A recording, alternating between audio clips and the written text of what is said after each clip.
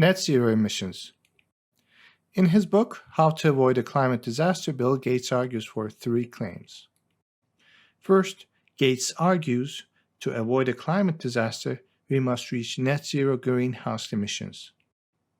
Second, to reach net zero, we must expediently deploy existing technologies such as solar and wind power. And third, we must also develop new technologies such as scalable carbon capture and energy storage. Let's start with the claim that we must reach net zero greenhouse emissions.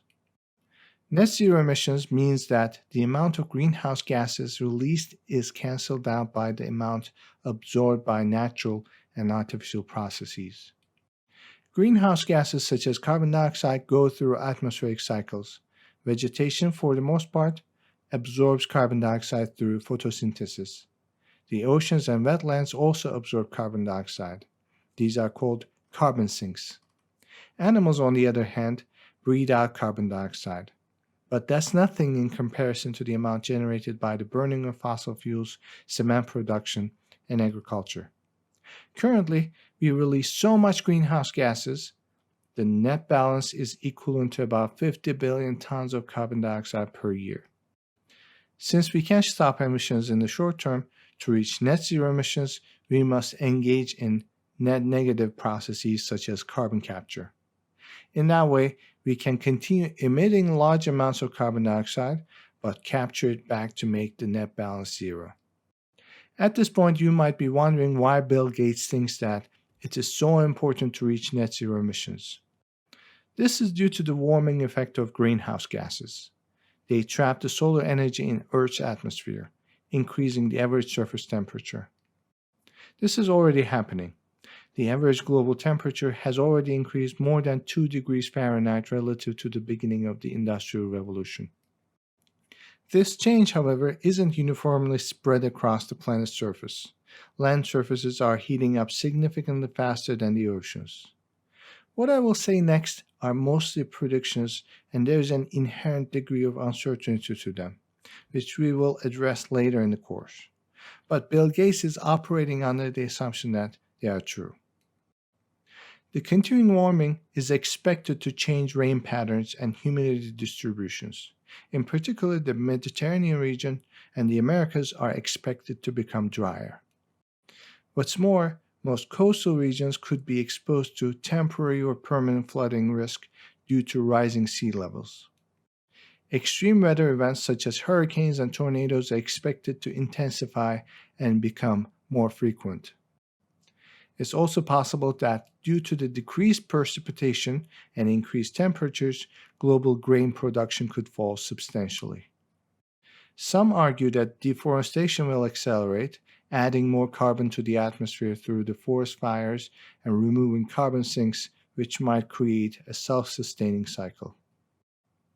Some projections indicate that large numbers, perhaps hundreds of millions of people, might become displaced climate refugees.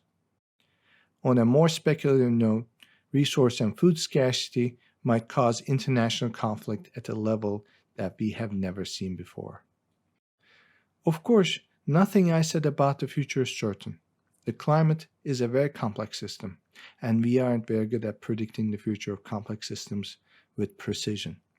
Still, many people like Bill Gates think that it would be foolhardy not to take all the necessary steps to prevent a possible disaster.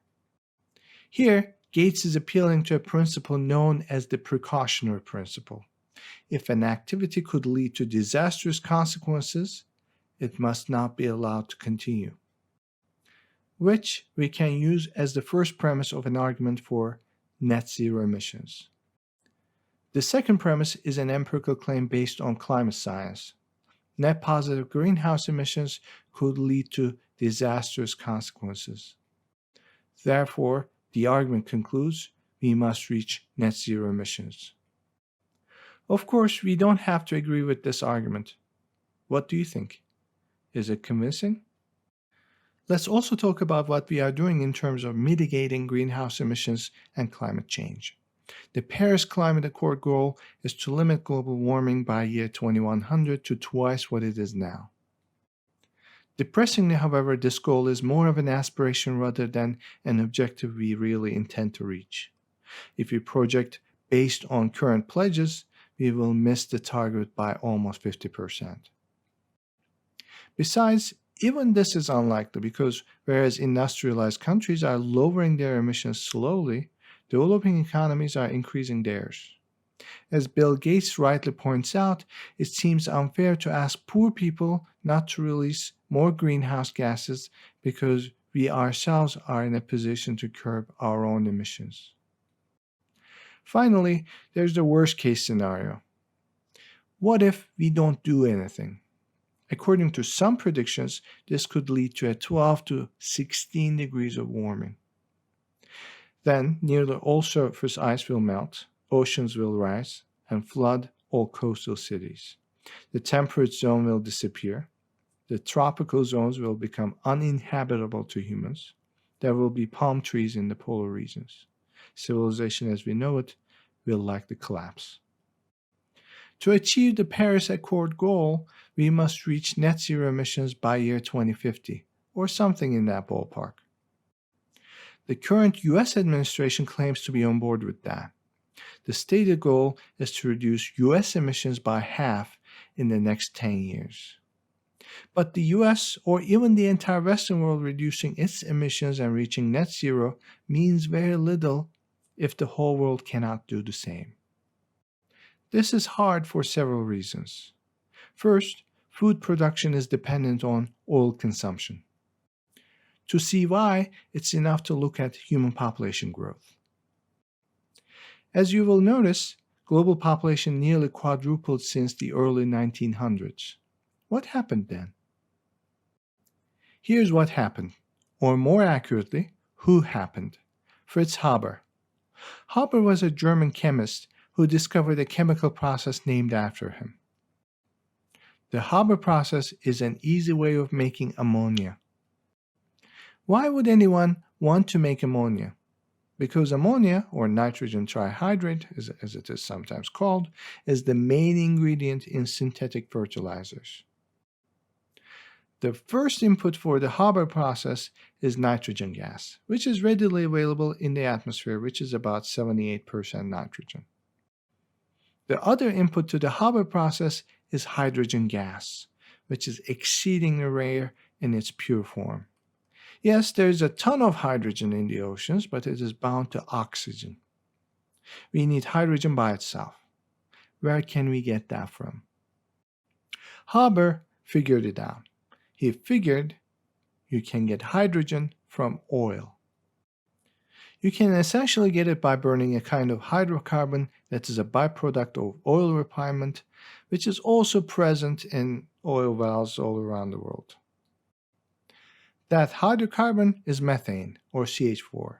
You first take methane, you partially burn it with oxygen, and that gives you hydrogen and carbon monoxide. And then you react the carbon monoxide with water and get carbon dioxide and even more hydrogen. The outcome is modern agriculture. The only reason the world can feed 8 billion people is the Haber process. Without it, billions would starve to death. That's of course wonderful and all, except for all the carbon dioxide it produces. In other words, we seem to face a forced choice between global famine and global warming. Second, the world's transportation networks are completely dependent on fossil fuels. Especially in the US, where long-range passenger transportation means flying, fossil fuel dependency is staggering. Finally, economic growth is almost synonymous with fossil fuels because economic growth means energy production, and fossil fuels are by far the cheapest source of energy. That also explains why all the developing economies are increasing their greenhouse emissions. Unfortunately, that's what it takes to grow. At this point, an Elon Musk fan might interject, why can't we solve the problem with electric cars and solar panels? Although he doesn't appear to be a Musk fan, Bill Gates agrees that existing technologies such as solar power will have to play a significant role in helping us reach net zero emissions. Indeed, he thinks that we must deploy them as quickly as possible. However, he thinks that the existing technologies won't be enough. We need new ones too. To see why, let's look at existing technologies that are sometimes presented as the solution to global warming. Take solar power, for instance. Solar is expensive to deploy. Indeed, you would be lucky if a solar installation ever pays for itself in financial terms. If it is a game of cost effectiveness, it's hard to argue that solar would win under even the currently high oil prices. What's more, especially photovoltaic panels degrade in efficiency with temperature and time. They have a lifetime of about 20 years, after which they have to be replaced. In contrast, a coal plant can operate double that duration with no decrease in performance. Perhaps the worst thing about solar, however, is the fact that it depends on sunlight. When the sun is covered by clouds, or it is nighttime, solar power isn't available. This unfortunately often coincides with the hours of peak power demand. So for solar to be a solution to energy demand, we need a way to store energy. Currently, the idea is to use lithium-ion batteries, but these batteries are awful things. They are prone to failure and fires. They degrade relatively quickly, requiring periodic replacements. And finally, they are terrible for the environment to produce and recycle. Similar problems plague wind power, which is also expensive to install. It depends on wind availability, which can fluctuate daily and seasonally. Which means we again need storage for wind to be a big part of the solution. Hydropower might be better, although it is also expensive to install.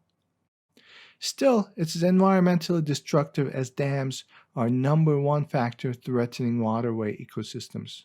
What's more, as I will discuss in a future lecture at more length, concrete structures such as dams are responsible for a large portion of all carbon dioxide emissions. In this regard, it might take several decades for a dam to offset the emissions caused by its construction. What's more, at least in the industrialized countries, hydropower is nearly tapped out. There isn't much more we can squeeze out of our rivers. Nuclear power also has problems. It is again expensive to install. What's more, it requires expertise to operate, which makes it a non-option for the poorest regions. It gets worse. Nuclear plants generate nuclear waste as a natural part of their operation. These waste products can stay radioactive for hundreds of years and must be stored in watertight vaults to prevent contamination of groundwater. Besides, some reactor designs can be used to generate plutonium, which is the explosive in fission bombs. Building nuclear power plants in less stable and poorer regions of the world could lead to a proliferation of nuclear weapons into the hands who might use them in regional conflicts. Of course, even when you don't use them to make a bomb, nuclear power plants sometimes do explode and release radioactive waste into the oceans and the atmosphere. Still, the biggest issue for nuclear power might be its PR problem. In aggregate, nuclear power plants are much safer than their fossil fuel burning counterparts. In truth, less than a few thousand people died because of the Chernobyl power plant disaster, for instance. That's probably less than the number of people who die because of an average coal plant, and we have tens of thousands of them. Regardless, statistics such as this don't make people feel safe about nuclear power. It's hard to convince any population that nuclear power is the best choice we got. We will revisit this issue in a later lecture to explore it at more depth. What about electric vehicles? Unfortunately, contrary to all the hype they are getting, they are not great, at least not yet. They are expensive. Even after the federal subsidies in the United States, an electric car tends to be more expensive to purchase and maintain than its internal combustion engine rivals. What's more, electric cars have lithium batteries, which, as I pointed out, are environmentally terrible. Electric cars are also dependent on the charging infrastructure.